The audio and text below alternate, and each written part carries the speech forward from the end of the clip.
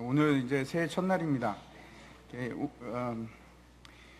우리가 이제 새해 첫날에 창세기를 이제 계속 나가고 있었는데 창세기를 잠깐 내려놓고 금년 우리 교회 표어가 이제 앞에 붙어 있습니다. 이 표어를 보면서 다시 한번 생각하는 시간을 가졌으면 좋겠습니다. 표어가 같이 한번 따라해 보겠습니다. 같이 한번 읽어보겠습니다. 시작. 주님, 당신의 빛을 비추게 하소서. 예, 그 별은 이제 저 현수막을 제작하는데 별이 있어야 될 것 같아서 별을 넣다 보니까 전체 분위기가 우중충했습니다. 양해해 주시기 바랍니다. 너무 어둡다고 생각하지 마시고 양해해 주시기 바랍니다. 보통 새해가 되면은 사람들이 이제 계획을 세웁니다. 목표를 세우고 저는 이제 금년 목표 중에 하나가 이제 살을 좀 빼는 겁니다. 빼도 다시 불고 빼도 다시 불고 잘 될지는 모르지만 하여튼 제 목표 중에 하나입니다. 내가 이걸 어떤 사람들은 이제 이런 목표를 가지고 또 어떤 분들은 금년에는 꼭 이것을 배우겠다 하는 분들도 계실 것이고 여러분도 1월 1일인데 금년 목표를 정하셨는지 잘 모르겠습니다.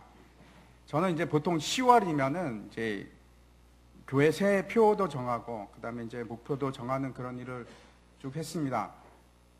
제가 이제 2014년에 왔는데 벌써 횟수로 4년이 되었습니다. 그래서 지금 취임한 지는 지금 한 달밖에 안 되는데도 굉장히 오래 있은 것 같습니다. 전혀 새로운 것이 없습니다. 세상이 좀 그렇습니다. 최근에 사람들이 할 일이 너무 많다 보니까 다들 바쁩니다. 그래서 이렇게 물어보면 시간이 있으십니까? 하면은 예, 시간이 남아돕니다 하는 분들보다는 대부분 시간이 없습니다. 이렇게 말씀하시는 분들이 참 많습니다. 뭐가 그렇게 바쁜지 다들 바쁩니다. 저희 아내도 그렇습니다. 하는 일이 없는데도 불구하고 맨날 바쁩니다. 어디를 가는지 바쁩니다. 직장에 다닐 때는 그렇죠. 직장에 다녀서 바쁘고 퇴직을 하면 그 다음에 또 손자 손녀 키우느라고 바쁘고 다 바쁩니다. 박윤환 목사님께서도 이제 11월 20일 날 은퇴를 하셨는데 제가 좀 다행이라고 생각하는 거는 이제 좀 허전하지 않습니까? 일을 하시다가 안 하시면 허전하신데 마침 그때 이제 손자가 또 태어났습니다. 그래서 정신없이 바쁘게 보내셨다는 얘기를 들었습니다. 여러분은 일이 많을 때 일이 한번 보여주십시오. 다음 장면. 그 다음 장면 보여주십시오. 일이 저렇게 태산같이 많을 때 저런 일이 있으십니까? 저렇게 많지는 않죠. 제가 이제 가끔 기억나는 것이 학교 다닐 때 방학 끝에 가면 이 숙제 때문에 공감하시는 분들이 몇 분만 계신데 그렇죠. 잠이 잘 안 옵니다. 저걸 빨리 해야 되는데 저거 어떻게 하나 그럴 때가 있는데 일이 산더미처럼 쌓여 있을 때 여러분 무슨 일부터 먼저 해야 됩니까? 이게 이제 사실 오래된 사람들의 숙제 중에 하나입니다. 여러 가지 유형이 있는데 3가지 정도로 얘기를 하면 첫 번째 유형은 닥치는 대로 합니다. 제일 가까이 있는 내가 먼저 접할 수 있는 것부터 눈에 띄는 것부터 일을 막 해나가는 겁니다. 그런 사람이 있는가 하는 반면에 두 번째 유형은 이제 어떤 사람들인가 하면 가장 간단하고 쉬운 일부터 끝냅니다. 예를 들어 이제 시험 문제를 풀 때도 그렇죠. 어려운 거는 남겨놓고 쉬운 것부터 빨리빨리 풀고 그러시지 않습니까? 이런 일 많이 합니다. 이제 빨리빨리 하나씩 일을 양을 줄여가지고 전체적인 그 일을 사이즈를 줄여 나가는 그런 방법입니다. 그런 분들이 계시는가 하면 세 번째 유형은 어떻게 하느냐면 가장 중요한 일부터 하나씩 해나가는 겁니다. 사소한 일은 뒤로 제껴버리는 겁니다. 과감하게 제껴버리고 중요한 일부터 합니다. 여러분은 어떤 방법을 주로 많이 사용하십니까? 첫 번째입니까? 두 번째입니까? 세 번째입니까? 보통 두 번째를 많이 하지 않습니까? 저도 자주 두 번째를 사용합니다. 두 번째 방법을 택합니다. 그런데 여러분 어떤 방법이 제일 현명하고 지혜로운 방법이라고 생각하십니까? 답은 아시죠? 세 번째입니다. 명확하게 세 번째입니다. 많은 사람들이 두 번째 방법이 좋은 방법이라고 생각하고 그 일부터 합니다.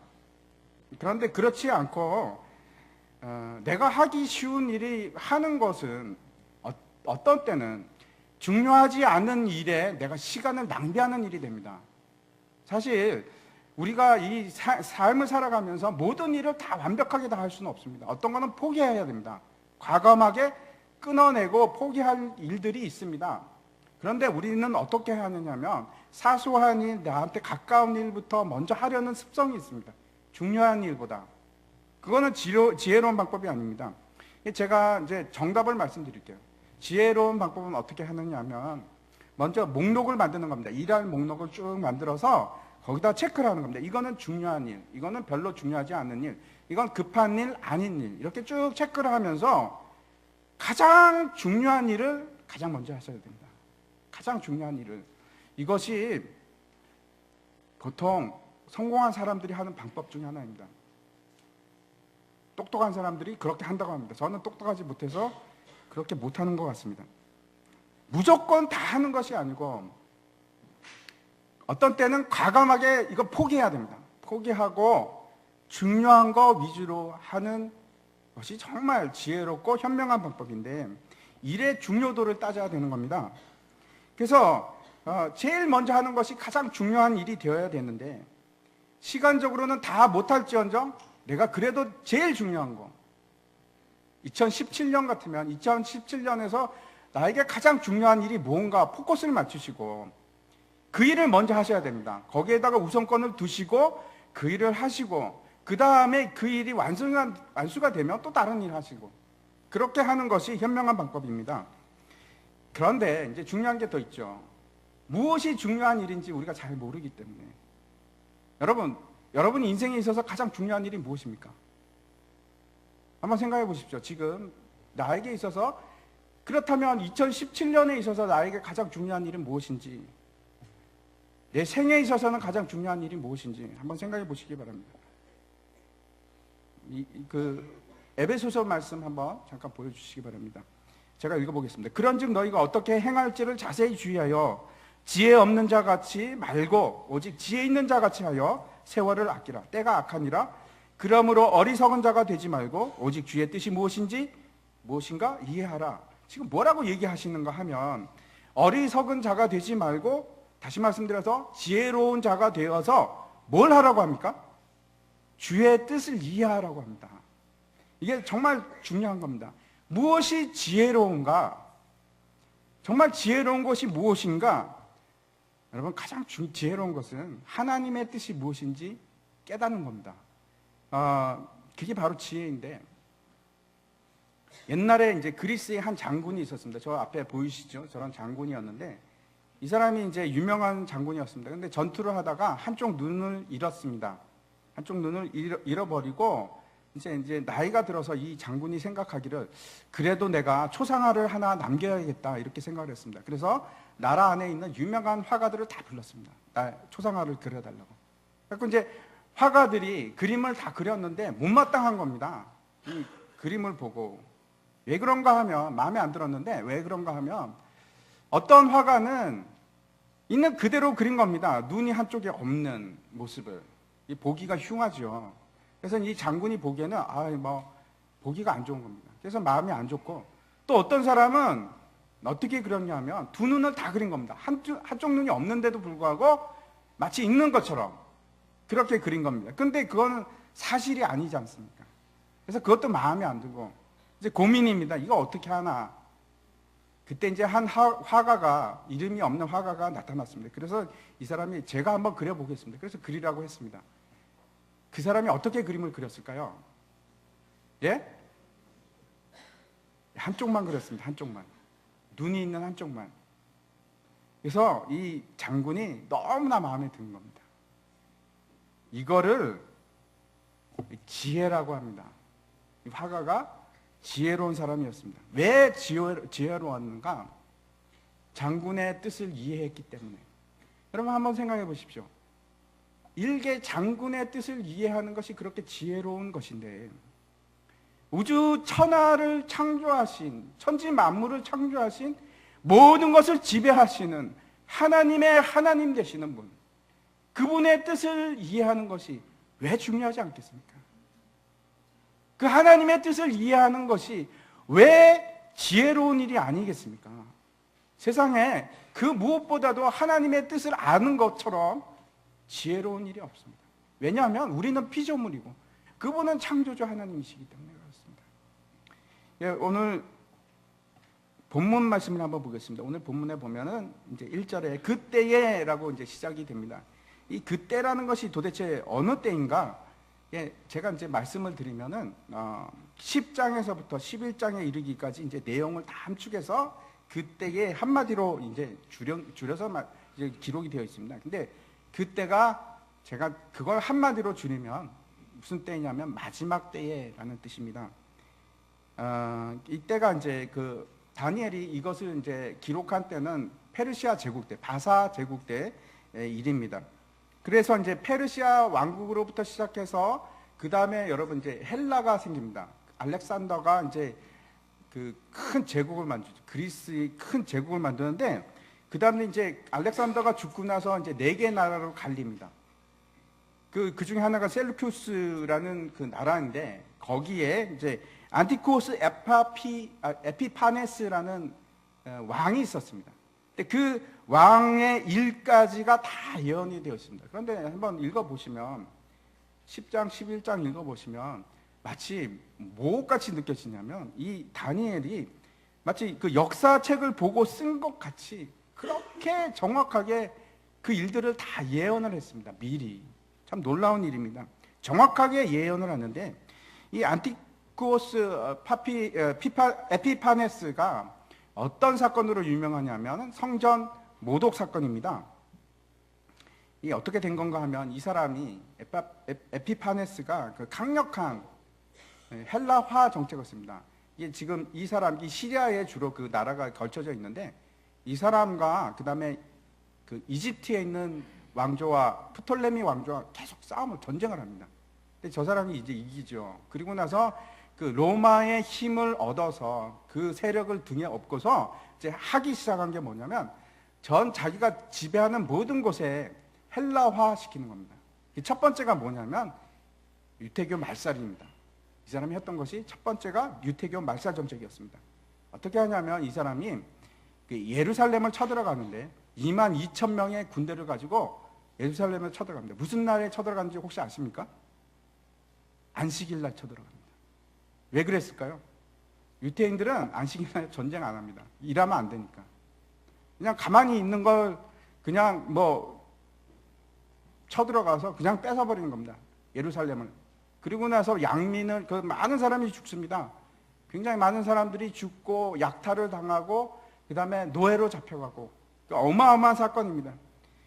그리고 이제 결국 BC 167년에 이 사람이 어떤 짓을 하는가 하면 이스라엘 백성들에게 저희 보이시죠? 저희 율법인데 율법을 다 불태워버리고 금지령을 내립니다. 율법을 행하는 자는 이제 다 처형한다, 사형이다 이렇게 이제 법을 제정을 합니다. 그리고 나서 그 성전 안에다가 제우스 신상을 만들고 그 앞에 이제 돼지 피를 뿌립니다. 유태인들에게는 아주 끔찍한 겁니다. 돼지 부정한 짐승의 대표가 돼지인데 그 돼지를 잡아서 피를 뿌리고 유태인들한테 돼지를 먹으라고 하고 안 먹으면 죽이고 엄청난 핍박을 가했습니다. 유태교 말살 정책을 펴서 이 일이 이제 BC 167년에 일어났는데 유명한 그 성전 모독 사건입니다. 그런데 이 다니엘이 에피파네스 4세 이 사람을 얘기하면서 자연스럽게 어떻게 연결을 하냐면 이 세상의 마지막 날에 일어날 적그리스도와 연결을 시킵니다. 그것이 그 내용입니다. 그 본문 내용인데 1절에 보면 그때에 할 때 이 때는 어떤 때를 말하냐면 적그리스도가 세상에 일어나서 하나님의 신성을 모독하는 일이 일어날 때 그때를 얘기합니다. 그때 한번 보시겠습니다. 그때 내 민족을 호위하는 큰 군주 미가엘이 일어날 것이요 또 환란이 있으리니 이는 대국 이래로 그때까지 없던 환란일 것이며 그때에 내 백성 중에 책에 기록된 모든 자가 구원을 받을 것이라 이렇게 말씀하고 있습니다. 그때가 환란인데 엄청난 환란입니다. 앞으로 닥쳐올 것이죠. 우리한테도 닥쳐올 겁니다. 분명히 성경이 그렇게 기록하니까. 그런데 그 환란이 여태까지 우리가 아무도 경험해 보지 못했던 그런 환란이 찾아올 거라는 겁니다. 그런데 중요한 건 이겁니다. 개국 이래 아직 당해본 적이 없는 그런 큰 환란에도 불구하고 하나님이 그 백성을 단 한 사람도 놓치지 않고 다 구원을 하신다는 겁니다. 단 한 사람도 놓치지 않고. 이 사건이 이제 그 요한계시록에 자세히 기록이 되어 있습니다. 이 다니엘서와 요한계시록은 굉장히 밀접한 관계를 가지고 있습니다. 다니엘이 이제 페르시아 때 사람인데, 페르시아 제국 때 사람인데, 그의 예언의 중심이 어디서부터 시작하냐면 바벨론으로부터 시작해서 그다음에 페르시아 제국, 헬라 제국, 로마 제국까지입니다. 저기 다니엘서의 내용은. 근데 그 다음에 어디 이제 계속 이어지냐면 요한계시록으로 가면 그 뒷부분이 계속 이어집니다. 그래서 아주 밀접한 관계를 가지고 있는데 요한계시록에는 거기서부터 시작해서 어디까지냐면 예수님께서 다시 재림하실 때까지 그 예언들이 들어 있습니다. 그런데 우리가 잊지 말아야 할 것은, 반드시 잊지 말아야 할 것은 우리가 절대 환란을 두려워하지 않을 이유가 있는데, 그것이 왜 그런가 하면 그 환란의 대상이 여러분 우리가 아닙니다. 우리가 아니고 하나님의 진노의 잔을 받아야 하는 사람들은 세상의 군왕들과 공중 권세 잡은 자들입니다. 사탄의 세력입니다. 그래서 우리하고는 상관이 없습니다. 하나님의 백성을 향한 진노가 아니고 그들을 향한 진노입니다. 그래서 우리는 하나님의 보호하심 아래에 있게 됩니다. 여러분 절대 두려워하지 마시기 바랍니다. 그 모든 환란이 와도 여러분 반드시 하나님께서는 그 믿는 자들, 그의 백성들에게는 피할 길을 주십니다. 걱정하지 마시기 바랍니다. 그래서 모든 백성들을 하나님께서 구원하시는데, 다니엘서 2장에 보면은 그 사건이 나옵니다. 근데 그 다니엘서 2장에서 느부갓네살 왕이 꿈을 꾸는데 그 꿈 내용이 사실 다니엘서 전체를 이렇게 키입니다. 그 전체를 관통하는 주제입니다. 한번 보여주시기 바랍니다. 저 신상 꿈을 꿉니다. 그 느부갓네살 왕이 있었는데 이분이 아주 독특합니다. 뭐라고 얘기를 하냐면 밤에 꿈을 꾼 겁니다. 근데 아무한테 얘기를 하지 않습니다. 어떤 꿈을 꿨는지. 그리고 술사들을 불러가지고 내 꿈이 뭔지 얘기하고 해석을 좀 해달라 이렇게 합니다. 그래서 참 현명한 건지 아니면 억지를 부리는 건지, 그렇죠? 어쩌면 현명한지도 모르겠습니다. 왜냐하면 그래야지 이 사람들이 거짓말하는지 아닌지 알 수가 있으니까. 이제 술사들이 황당하죠. 왕이 불러가지고 꿈은 안 가르쳐주고 해석을 하라고 그러니까. 그래서 왕이시여 우리에게 말씀을 하셔야지 우리가 해석을 하죠. 그랬더니 왕이 화를 냅니다. 아니 너희 거짓말쟁이구나. 그것도 모르면서 무슨 너희가 뭘 안다고 그러냐. 그리고 다 죽여버립니다. 그 술사들을 다 죽여버리고 그때 나온 사람이 다니엘입니다. 다니엘이 나와서 그 꿈에 대해서 얘기를 하고 그 꿈이 무슨 꿈인지 해석을 합니다. 그 꿈을 제가 잠깐 말씀을 드리겠습니다. 그 느부갓네살 왕이 보니까 큰 신상이 세워졌는데 그 머리가 금으로 되어 있습니다. 우리가 잘 알고 있죠. 그 다음에 가슴과 팔은 은으로 되어 있습니다. 그리고 배와 이 넓적다리는 노십니다. 동. 그리고 그 밑에는 이제 철로 되어 있고, 철 밑에는 참 이게 신기합니다. 철 밑에 어떻게 되어 있냐면 철과 진흙이 섞여 있는 발입니다. 여러분 한번 생각해 보십시오. 철하고 진흙하고 잘 섞일까요? 어떻게 생각하세요? 잘 모르겠어요. 관심이 없으십니까? 이게 뭐 섞이겠습니까? 철하고 진흙하고 어떻게 섞입니까? 안 섞이죠. 절대 안 섞입니다. 그렇게 되어 있습니다. 하여튼 신기한 구조로 되어 있는데, 그 이제 나중에 이제 다니엘이 해석을 합니다. 어떻게 얘기하냐면 이 금 머리는 바벨론 제국을 얘기하는 것이고, 그 다음에 은은 가슴의 은은 페르시아 제국입니다. 페르시아 제국 다음에 뭐가 올 거라고 얘기를 하냐면 헬라 제국이 올 것이라고 얘기를 하고, 그 헬라 제국이 끝나면 그 다음에 로마 제국이 시작될 것이다. 로마 제국이 두 다리를 가지고 있죠. 두 다리를 가지고 있습니다. 갈라지는 거죠. 그리고 나서 그 철로부터 시작된 로마로부터 뿌리를 두고 있는 열방들이 나오는 겁니다. 근데 재미있는 것은 이 마지막 철과 진흙이 상징하는 나라가 무엇일까? 저 철은 강한 힘을 상징하는 로마입니다. 근데 그 로마의 뿌리를 두고 나온 나라들 중에 철과 진흙이 섞이지 않는 나라. 여러분 어떻게 생각하십니까? 그게 미국일 수도 있습니다. 왜 그러냐면 다니엘이 그 2장 34절에서 뭐라고 얘기를 하냐면 이렇게 얘기합니다. 그 민족이, 그 나라의 민족이 다른 나라들과는 섞이는데 자기들끼리는 절대 섞이지 않는다, 이렇게 얘기를 합니다. 세상에 여러분 그런 나라가 있었습니까? 그 민족이, 그 안에 사람들이 종류가 있어서 섞이지 않는 나라. 미국이 그렇습니다. 제가 이제 미국에 한 7년 살았는데 그 표면적으로 보면 잘 모릅니다. 그런데 조금만 들어가면 유색 인종에 대한 차별이 어마어마합니다. 뭐 놀랄 정도로 단단합니다. 물론 이제 오바마 같은 사람이 대통령도 되지 않았습니까? 그거는 진짜 예외 중에 예외고 불가능합니다. 그래서 이제 뭐 흑인이 아니면은 동양인이 무슨 부장이 되고 뭐 위로 올라갔다, 그런 일은 없습니다. 그런 일은 없습니다. 생길 수가 없습니다. 너무나 단단하고 섞이질 않습니다. 뭐 제가 참 안타까운 일 중에 하나입니다. 유럽은 그렇지 않거든요. 전혀 그렇지 않습니다. 그런데 미국은 그렇습니다.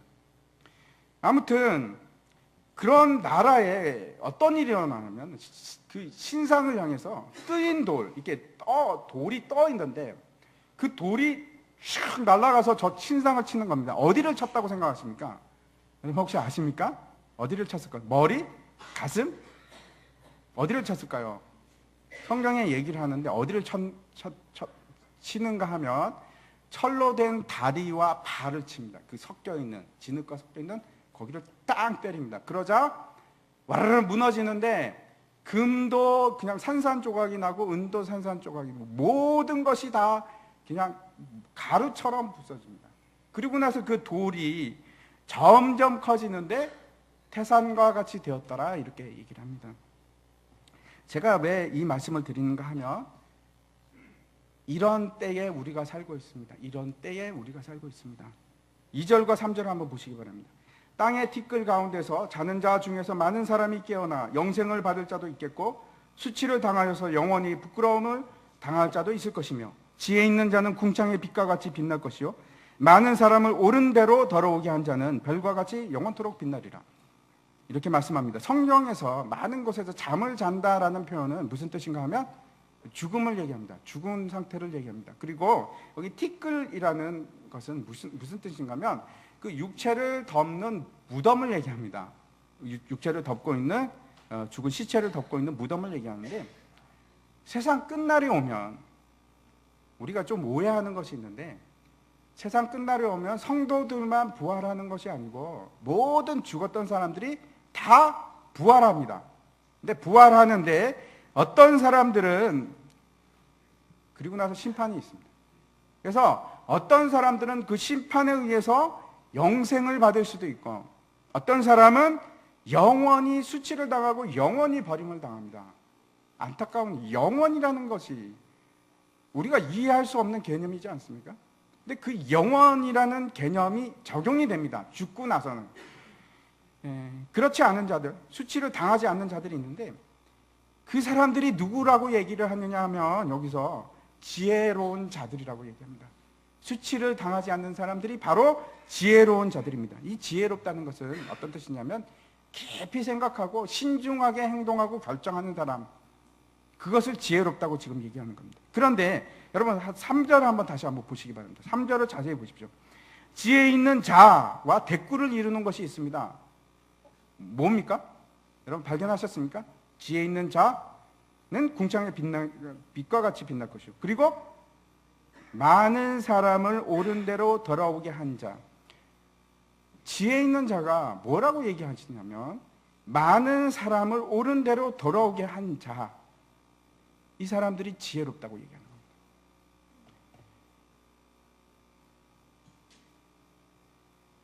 오늘 이 3절이 그 교회의 이번 2017년의 표어입니다. 우리 교회 표어입니다. 제가 이제 다시 앞에서 말씀드렸던 것을 한번 기억해 보시기 바랍니다. 사람이 가장 먼저 해야 할 것은 무엇인가 하면 가장 중요한 것을 하셔야 됩니다. 우선순위가 필요합니다.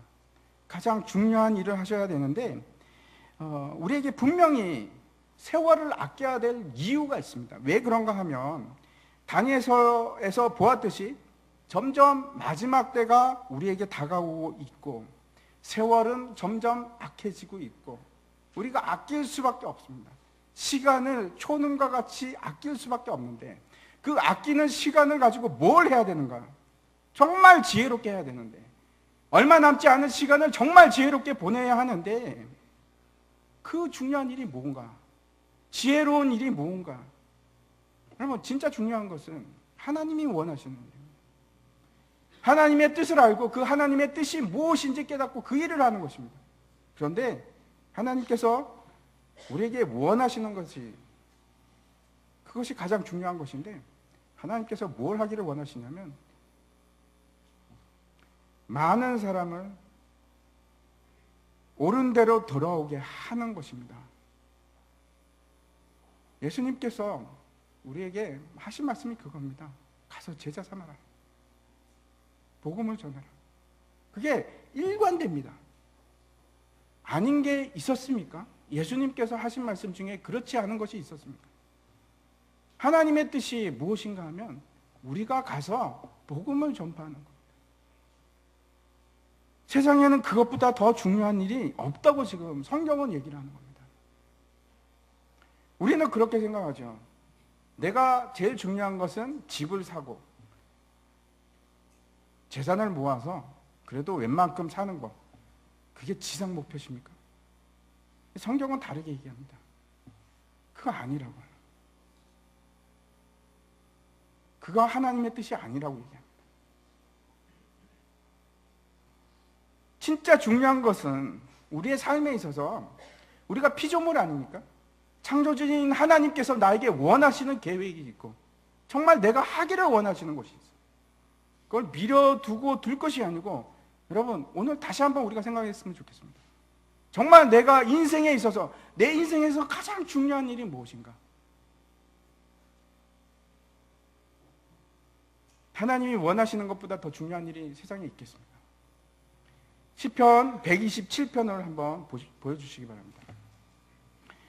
제가 한번 읽어보겠습니다. 여호와께서 집을 세우지 아니하시며 세우는 자의 수고가 헛되며 여호와께서 성을 지키지 아니하시면 파수꾼의 깨어있음이 헛되도다. 너희가 일찍이 일어나고 늦게 누우며 수고의 떡을 먹음이 헛되도다. 그러므로 여호와께서 그의 사랑하시는 자에게는 잠을 주시는도다. 보라, 자식들은 여호와의 기업이요 태의 열매는 그의 상급이로다. 젊은 자의 자식은 장사의 수중의 화살 같으니 이것이 그의 화살통에 가득한 자는 복되도다. 그들이 성문에서 그들의 원수와 담판할 때에 수치를 당하지 아니하리로다. 5절을 보면은 그 마지막에 뭐라고 얘기하면 수치를 당하지 아니하리로다 라고 되어 있는데 그것이 오늘 우리가 읽었던 다니엘서에 있는 수치를 당하리로다 하는 구절하고 똑같은 말씀입니다. 시편 127편은 이제 우리가 이제 가정 시편이라고도 하고 그러는데 여러분 이 시편 127편에 하나님께서 우리에게 지금 말씀하시는 것이 여러분 핵심이 뭐라고 생각하십니까? 가정에 관한 얘기일까요? 저는 여기 가정하고는 아무런 관계가 없다고 생각합니다. 도대체 이 127편을 통해서 제가 옛날에 한번 제가 말씀을 드린 적도 있는데 이 시편 127편을 통해서 정말 하나님께서 핵심이 뭘 얘기를 하시는 건가? 여러분 이 주제가 뭐라고 생각하십니까? 127편의 주제가 뭐라고 생각하십니까? 한번 살펴보겠습니다. 우리가 이제 흔히 놓치기 쉬운 핵심이 있는데 이런 겁니다. 이제 1절을 보면 여호와께서 집을 세우지 아니하시면 세우는 자의 수고가 헛되며 여호와께서 성을 지키지 아니하시면 파수꾼의 깨어있음이 헛되도다. 어떤 생각이 드십니까? 이 구절을 읽으면 어떤 생각이? 여호와께서 하셔야만 한다. 세우는 자도 여호와시오. 지키는 자도 여호와시오. 여호와께서 하시는 여만 한다 하는데 핵심이 있다고 우리가 착각하기가 쉽습니다. 여러분 그렇게 생각하시지 않으셨습니까? 핵심이 뭘까요? 여호와께서 집을 세우지 아니하시면 마치 여호와께서 집을 세우지 않고 여호와께서 성을 세우지 아니하시면 하는데 핵심이 들어가 있는 것처럼 보이지만, 시가 강조하는 것처럼 보이지만 사실은 아닙니다. 사실은 그 강조하는 곳이 거기에 있지 않습니다. 사실 이 시의 핵심은 여러분 어디에 있는가 하면 여호와라는 조건절에 있는 것이 아니고 어디에 있는가 하면 수고가 헛되다 하는 데 있습니다. 수고가 헛되다. 이거를 히브리어로 보면은 금방 그 강조점이 드러납니다. 근데 이렇게 번역을 하니까 우리가 알 수가 없습니다. 어디 지금 뭘 강조하고 있는지. 왜 그 수고가 헛될까요? 왜 헛된 것이 무엇입니까? 이게 파수꾼이 그 성을 지키는 것이 헛되다고 하고 집을 세우는 것이 헛되다고 하는데 도대체 왜 그럴까? 2절을 한번 보십시오. 헛된 것이 한 번 더 나옵니다. 뭐가 헛되다고 하냐면 일찍 일어나고 늦게 누우면서 하는 그 모든 수고가 다 헛되다는 겁니다. 왜 그 수고가 헛될까요? 다시 한번 이 127편을 한번 다시 한번 보시기 바랍니다. 이 수고와 관계된 단어들이 있습니다. 한번 찾아보십시오. 수고와 관계된 단어. 첫 번째 뭐가 나옵니까? 집. 두 번째는 성이 나옵니다. 그리고 세 번째 떡. 수고의 떡입니다.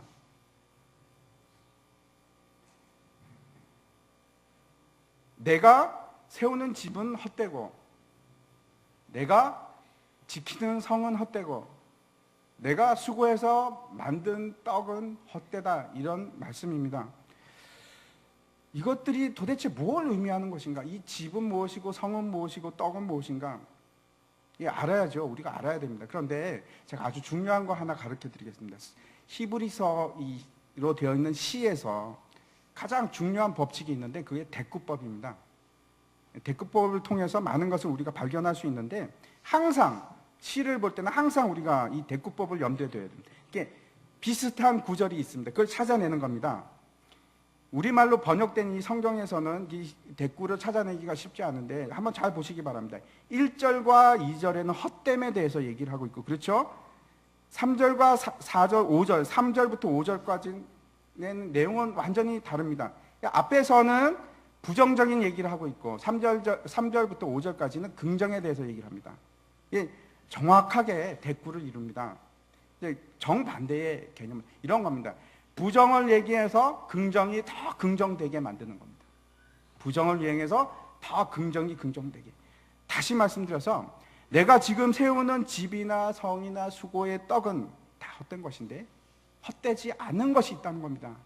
여러분 한번 찾아보십시오. 대꾸를 이루는 게 뭔가? 예? 예. 그게 뭐였죠? 여호와의 기업이 뭐라고 나오죠? 자식들입니다. 자식들. 그리고 또 뒤에 가니까 뭐라고 나옵니까? 태의 열매. 그리고 또 하나 더 뒤에 가면 화살이 가득한 거. 그렇죠? 전통이 가득한 거. 그게 대꾸를 이룹니다. 앞에 수고의 떡과 전통이 가득한 전통과 대꾸를 이루고. 이게 대꾸를 이룹니다. 내가 세우는 집은 이런 겁니다. 내가 세우는 집은 헛된데 자식들은 그렇지가 않아. 내가 지키는 성은 헛된데 태의 열매는 그렇지가 않아. 내가 뼈 빠지게 일해서 떡을 얻은 것은 헛된데 전통은 그렇지 않다는 겁니다. 세상 사람들이 열심히 일합니다. 세상 사람들이 힘들어서 열심히 일해서 일하는 목적이 무엇입니까? 결국은 그런 겁니다. 그렇죠? 자기 집을 사고 좋은 차를 사고 그리고 성을 막 쌓는 일입니다. 그리고 먹는 거, 가지는 거, 그런 일에 모든 에너지를 다 집중을 합니다. 그리고 거기에다 가치를 둡니다. 내가 가지는 거, 먹는 거, 입는 거, 모든 가치 기준이 거기에 있습니다. 그러나 여러분 그게 답이 아닙니다. 그게 답니다. 그 세상 사람들이 생각하는 건 거기까지입니다. 그 세상 사람들의 기준에 있어서는 야 집이 좋구나, 야 저거 뭐 무너지겠어, 저렇게 잘 지었는데, 야 튼튼한데. 아무리 높은 빌딩을 튼튼하게 지으면 뭐합니까? 하나님께서 흔들어서 지진 내리시면 그날로 끝입니다. 하나님께서 무너뜨리려고 작정하시면 그거 아무것도 아닙니다. 지금 이런 말입니다. 여호와께서 집을 세우지 아니하시면 세우는 자의 수고. 너희가 그렇게 세워봐. 내가 흔들면, 하나님께서 흔들면 그거 아무것도 아닌데 헛되고 헛된 겁니다. 왜 거기다가 목숨을 걸어야 되는가? 아무것도 아닌데.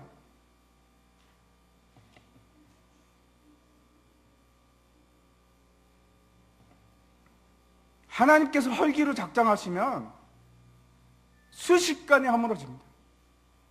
그건 누가 막을 사람이 있겠습니까?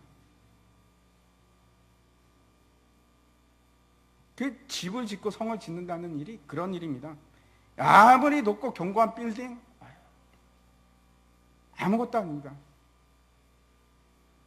그럼 아침에 일찍 일어나서 하루 종일 열심히 일하고 수고의 떡을 만드는 거 보람차지 않습니까? 여러분 어떻게 생각하십니까? 무엇을, 왜, 누구를 위해서 그 일을 하는 거예요? 나를 위해서? 내 안위를 위해서? 여러분 그렇게 잘 먹고 잘 산다고 하더라도 하나님께서 징계를 내시고 치시면 그날로 죽을 수도 있습니다. 심한 질병에 걸릴 수도 있습니다. 사람들이 그걸 모릅니다. 여러분 누가복음에 나오는 부자 기억나십니까? 이 부자가 돈이 너무 많아서 창고에 이제 뭐 내가 부유하다 그러면서 야 이게 곳간에 지금 창고가 모자라구나. 그리고 창고를 더 짓습니다. 내 영혼아 평안하라. 어떻게 됩니까? 그날 밤에 하나님께서 그 영혼을 데리고 가십니다. 죽어버립니다. 무슨 소용이 있습니까? 여러분이 여러분의 목숨을 지킬 수가 있습니까? 왜 헛된 것에 그렇게 우리의 가치와 모든 우리의 신념을 다 쏟아 넣어서 그것을 이루어야 하는가? 다시 한번 생각해 보시기 바랍니다. 헛된 건데 하나님이 돌보시지 않으면 그거 아무것도 아닌데 하루아침에 다 휩쓸려 가고 질병에 걸리고 암에 걸리고 죽을 수밖에 없는 인생인데 내가 잘 먹고 잘 산다고 여러분 그게 행복이라고 생각하십니까? 그게 평안이라고 생각하시고 기쁨이라고 생각하십니까? 가지는 것이 만약에 가지는 것이 우리의 기쁨이고 평안이라면 우리나라에서 가장 행복한 사람은 삼성 부회장 이재용 씨입니다. 그런데 여러분 요즘 시국을 보십시오. 그분이 요즘 특검 때문에 제대로 잠을 주무시겠습니까? 아무리 잘 먹고 잘 살아도 근심과 걱정 때문에 잠을 못 이루는 겁니다. 뭐라고 하십니까? 하나님께서 그 사랑하는 자에게 평안을 주십니다. 잠을 주시는 겁니다. 내가 이룰 수 있는 것이 아닙니다. 그 평안을 내가 만들어낼 수 있는 것이 아닙니다. 진짜 평안과 안식은 그런 것으로부터 오질 않습니다. 집이나 성이나 내가 가지는 것, 먹는 것으로부터 오지 않습니다. 3절부터 5절까지 진짜 중요한 일에 대해서 그러면 뭐가 중요한가요? 정말 중요한 것, 집도 중요하지 않고 성도 중요하지 않고 내가 먹고 사는 것이 중요하지 않다면 그럼 도대체 이 127편에서 솔로몬이 얘기하는 정말 중요한 것은 무엇이라고 얘기를 합니까? 한번 보겠습니다. 3절부터 5절까지 뭐가 중요하다고 얘기합니까? 자식들. 이 자식들이라는 말이 히브리어로 벤인데 복수로 해서 베님입니다. 베님. 근데 이 베님이라는 것이 아들들이라는 말도 되지만 백성이라는 뜻도 됩니다. 하나님의 백성을 말합니다. 이 자식들을 또 다른 말로 뭐라고 되어 있냐면 태의 열매라고 이제 기록을 하고 있습니다. 그러면 여러분 한번 생각해 보십시오. 정말 이 자식들이 의미하는 것은 무엇일까? 진짜 가치 있는 거지 않습니까? 성경이 말하는 이 진짜 가치 있는 거. 이걸 뭐라고 얘기합니까? 이게 우리의 아들과 딸을 얘기하는 걸까요? 어제 이제 제가 그 멀리 있는 한 선교사님으로부터 이 문자 메시지를 받았습니다. 그분이 이제 주신 문자 메시지가 이런 겁니다. 죽음이 없는 부활이 없는 것처럼 또 파종이 없이 추수가 없는 것처럼 또 하나의 해산을 위한 잉태를 준비하시는 2017년 한 해가 되시길 바랍니다. 참 좋은 말씀 하신 것 같습니다. 이 자식들이라는 것이 뭔가 하면 우리 애가 해산의 고통을 통해서 낳는 태의 열매, 영적인 자식, 우리의 영적인 열매를 얘기하는 것입니다. 영적인 자식들을 얘기하는 겁니다. 5절을 한번 보시기 바랍니다. 5절에 보면은 그것이 그의 화살통에 가득한 자는 복되도다. 그들이 성문에서 그들의 원수와 담판할 때에 수치를 당하지 아니하리로다. 저나 여러분이나 여러분, 중요한 것이 있는데 여기서 이제 5절에서 결판이 납니다. 결판은 5절입니다. 5절에서 뭐라고 하냐면 그 성문에서 결판이 납니다. 여러분, 성경이 항상 그 성문을 얘기할 때는 중의적인 표현을 씁니다. 성문이 무슨 뜻인지 혹시 아십니까? 성문을 얘기하기도 하지만 아주 중요한 뜻이 있습니다. 재판입니다. 재판, 심판.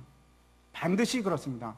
성경에 나오는 모든 성문이 나오면 여러분, 이거는 심판을 얘기하는구나 이렇게 생각하셔도 무방합니다. 왜냐하면 히브리 사람들은, 유대인들은 재판을 어디서 하냐면 성문에서 하기 때문에 그렇습니다.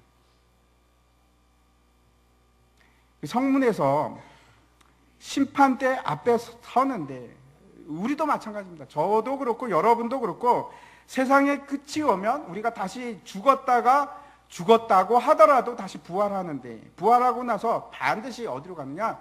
백보자 심판대 앞으로 갑니다. 계시록 20장을 한번 보여주시기 바랍니다. 계시록 20장 11절 12절의 말씀인데 제가 읽겠습니다. 또 내가 크고 흰 보좌와 그 위에 앉으신 이를 보니 땅과 하늘이 그 앞에서 피하여 간데 없더라. 또 내가 보니 죽은 자들이 큰 자나 작은 자나 그 보좌 앞에 서 있는데 책들이 펴 있고 또 다른 책이 펴졌으니 곧 생명책이라. 죽은 자들이 자기 행위를 따라 책들에 기록된 대로 심판을 받으니. 심판대 앞에 서면은 여러분, 모든 그 법정이 마찬가지입니다. 법정에 가면은 사람들이 있습니다. 누가 있습니까? 피고가 있고 원고가 있고, 그렇죠? 검사가 있습니다. 검사가. 우리를 고소하는 사람이 있습니다. 그 검사가 누구냐면 원수막입니다. 여기 원수라고 되어 있죠? 원수가 이렇게 얘기합니다. 저 사람은 죄인이 맞아요. 수도 없이 많은 죄를 졌습니다. 저 사람은 죽는 것이 마땅합니다. 지옥에 가는 것이 마땅합니다. 이렇게 얘기할 겁니다. 여러분 뭐라고 하시겠습니까? 검사만 있는 것이 아니고 법정에는 변호인도 있습니다. 그 변호인이 누군가, 여기는 뭐라고 합니까? 화살통에 가득한 우리 태의 열매들. 이런 겁니다. 그 비난하는 자가, 고소하는 자가 우리를 향해서 저 사람은 죄인입니다. 그럴 때 그 피고를 향해서 변호인이 뭐라고 얘기하냐면 우리 태의 자식이죠. 아니요.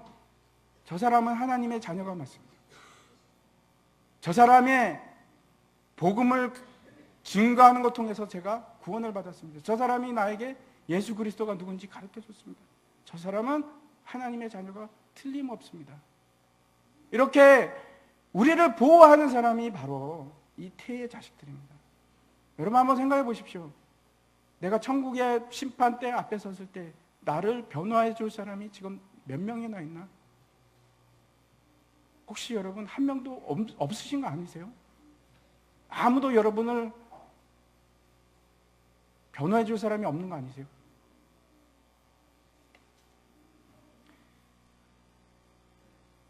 원수와 담판할 때 수치를 당하지 않게 하는 유일한 변호하는 사람들은 태의 자식들입니다. 다니엘이 이렇게 얘기합니다. 3절과 4절에서 지혜 있는 자는 궁창의 빛과 같이 빛날 것이요 많은 사람을 옳은 대로 돌아오게 한 자는 별과 같이 영원토록 빛나리라. 다니엘아, 마지막 때까지 이 말을 간수하고 이 글을 봉함하라. 많은 사람이 빨리 왕래하며 지식이 더하리라.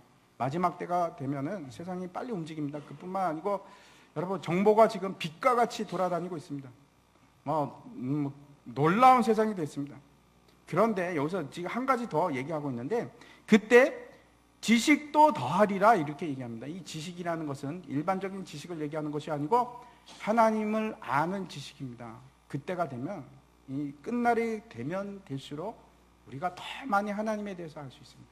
더 많은 하나님의 비밀들이 열립니다. 우리는 우리 전 세대보다 훨씬 더 많은 비밀을 알고 있습니다.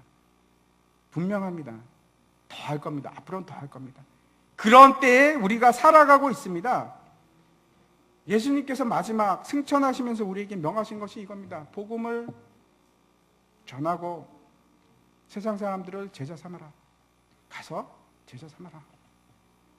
이게 예수님께서 우리에게 마지막 말씀하시는 그 명령입니다. 2017년 여러분, 빛이 무엇인지 모르는 어둠 속에 아직 있는 사람들이 많이 있습니다. 참 평안이 뭔지도 모르고 그 헛된 것을 쫓아가는 사람들, 한순간에 무너질 것을, 그걸 가치를 두고 살아가는 사람들, 그 사람들을 향해서 여러분 빛을 비추시길 바랍니다. 주님, 당신의 빛을 비추게 하소서. 우리가 마음을 모아서 한 마음이 되어서 기도하고 복음의 빛을 비추는 그런 2017년 한 해가 되기를 소망합니다.